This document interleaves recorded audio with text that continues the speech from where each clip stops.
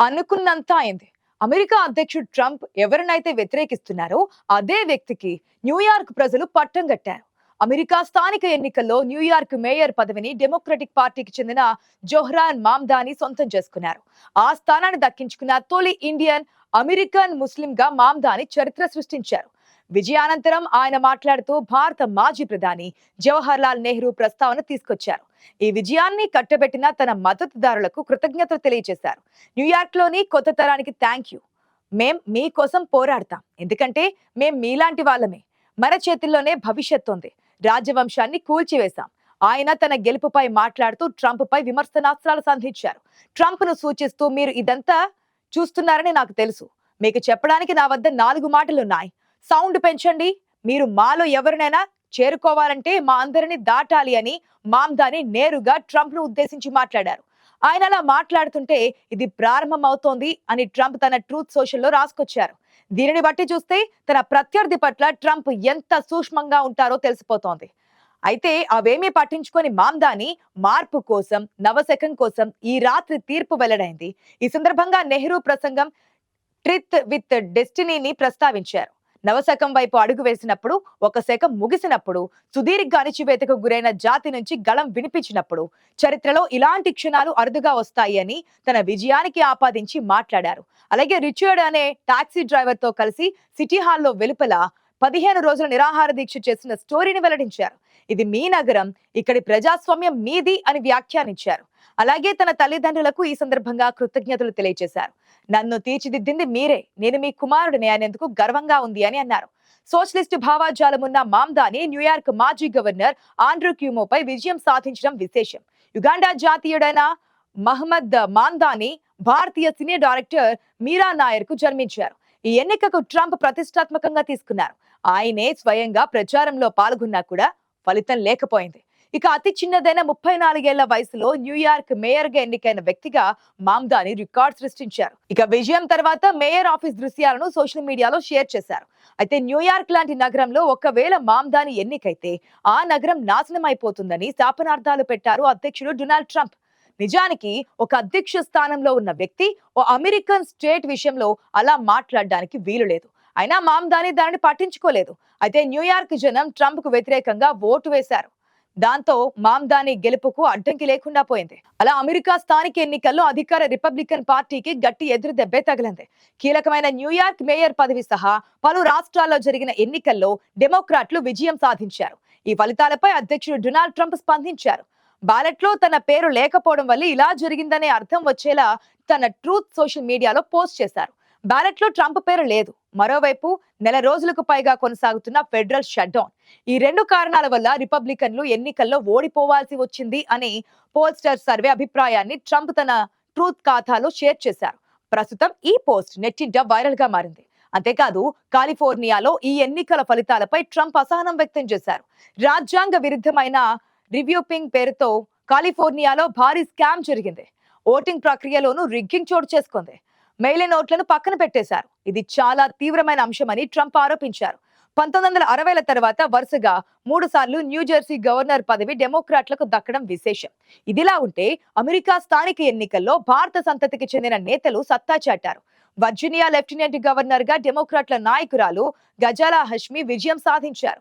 America రాష్ట్రాలు ఈ పదవికి ఎన్నికైన తొలి ముస్లిం మహిళలుగా ఆమె సరికొత్త రికార్డ్ సృష్టించారు.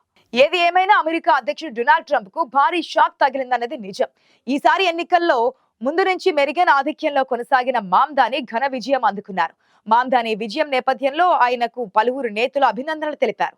మేయర్ ఎన్నికల్లో మామ్దానికి 49.6% ఓట్లు పోలయ్యాయి. ప్రత్యర్థి క్యూమోకు 41.6% ఓట్లు వచ్చాయి. దీంతో దాదాపు 1,00,000 ఓట్లకు పైగా మెజారిటీతో మామ్దాని విజయం సాధించారు. కాగా ఒక ఉన్నత కుటుంబం నుంచి స్వయం ప్రకటిత ప్రజాస్వామ్య సోషలిస్ట్ అయిన మామ్దాని భారత సంతతికి చెందిన వాడవడం విశేషం. జోహ్రాన్ మామ్దాని తండ్రి మహమ్మద్ మామ్దాని ఒక విద్యావేత్త.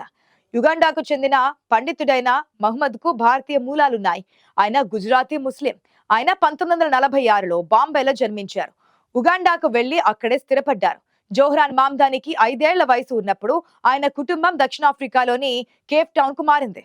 ఆ తరువాత 2 ఏళ్లకే న్యూయార్క్ వెళ్లారు. అప్పటి నుంచి అక్కడే స్థిరపడ్డారు. జోహ్రాన్ తల్లి మీరా నాయర్ రూర్కేలాలోని హిందూ కుటుంబంలో జన్మించారు. దర్శకురాలైన ఆమె ఉన్నత విద్యావంతురాలు.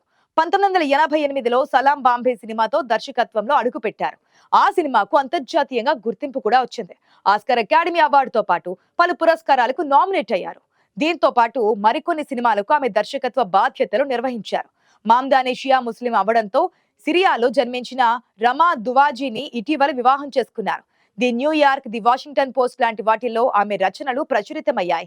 జోహ్రాన్ దంపతులు క్వీన్స్ లోని ఆస్టోరియాలో నివసిస్తున్నారు. జోహ్రాన్ మామ్దాని రాజకీయ విజయాల వెనుక తల్లిదండ్రుల పాత్రే ఎక్కువ. ముఖ్యంగా తల్లి మీరా నాయర్ జీవితం నుంచే ఆయన ఎన్నో పాఠాలు నేర్చుకున్నారు. ఆమె చెప్పిన కథలే జోహ్రాన్ రాజకీయ ప్రయాణానికి మూల స్తంభాలుగా నిలిచాయి. అణచివేతకు గళమెత్తాల్సిందే అనే నినాదంతో జోహ్రాన్ మామ్నాది రాజకీయాల్లోకి వచ్చారు. అమెరికాలోని న్యూయార్క్ నగర మేయర్ స్థానంకు జరిగిన ఎన్నికల్లో డెమోక్రటిక్ పార్టీకి చెందిన జోహ్రాన్ మామ్దాని సంచలనం సృష్టించారు. ఈ ఎన్నికల్లో తన ప్రత్యర్థి ఆండ్రూ క్యూమోపై దాదాపు 1,00,000 ఓట్లకు పైగా మెజారిటీతో విజయం సాధించి న్యూయార్క్ మేయర్ గా ఎన్నికయ్యారు. అమెరికా ఆర్థిక రాజధానిగా పిలుచుకునే న్యూయార్క్ మేయర్ కాబోతున్న తొలి ముస్లింగా, తొలి భారతీయ సంతతి వ్యక్తిగా, తొలి ఆఫ్రికాలో జన్మించిన వ్యక్తిగా జోహ్రాన్ చరిత్ర సృష్టించారు. ఆయన న్యూయార్క్ మేయర్ గా 2026 జనవరి 1వ తేదీన ప్రమాణ స్వీకారం చేయనున్నారు. అయితే గత 100 ఏళ్లలో న్యూయార్క్ మేయర్ పదవికి ఎన్నికైన చిన్న వయస్కుడు మామ్దాని కావడం విశేషం. న్యూయార్క్ లో కొత్త మేయర్ ఇచ్చిన హామీలు ఒకానొక దశలో ట్రంప్ వర్సెస్ మామ్దాని అన్నట్లుగా తలపించాయి. ట్రంప్ పదే పదే మామ్దానిని కమ్యూనిస్ట్ పిచ్చివాడు అని, జరగడానికి వేచి ఉన్న విపత్తు అంటూ చులకన చేసే విధంగా వ్యాఖ్యానాలు చేశారు. మామ్దాని విజయాన్ని నిరోధించడానికి రిపబ్లికన్ పార్టీ అభ్యర్థి క్యూమోకు మద్దతు ఇవ్వాలని ట్రంప్ ఓటర్లను కోరారు.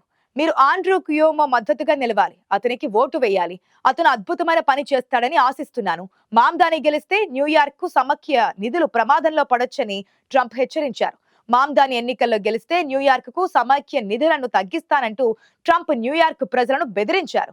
అయితే వీటిని మామ్దాని అసలు పట్టించుకోలేదు. ట్రంప్ కు గట్టి కౌంటర్లు ఇస్తూ ప్రజలను తన వైపు తిప్పుకున్నారు.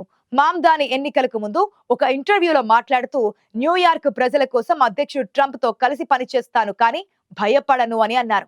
మీరు న్యూయార్క్ వాసుల జీవితాన్ని మరింత కష్టతరం చేయాలనుకుంటే మీతో పోరాడడానికి నేను అక్కడ ఉంటాను అంటూ మామ్దాని డొనాల్డ్ ట్రంప్ కు స్ట్రాంగ్ కౌంటర్ ఇచ్చారు. మరోవైపు న్యూయార్క్ నగర ప్రజలను ఆకట్టుకునేలా మామ్దాని పలు హామీలు కూడా గుప్పించారు. ముఖ్యంగా మధ్యతరగతి పేద వర్గాల వారికి మేలు చేసేలా తన హామీలున్నాయి. అందులో సార్వత్రిక పిల్లల సంరక్షణ హామీ. ప్రపంచంలోని అత్యంత ఖరీదైన నగరాల్లో న్యూయార్క్ ఒకటి. నగరంలో పిల్లల సంరక్షణ ఖర్చులు సంక్షోభ స్థాయికి చేరుకున్నాయి.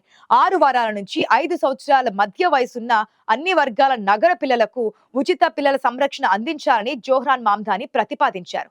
అంతేకాదు ఆయన ఎన్నికవడంతోనే ప్రకటించిన ఫ్రీ బస్ స్కీమ్ అమెరికా వ్యాప్తంగా సంచలనం సృష్టించింది.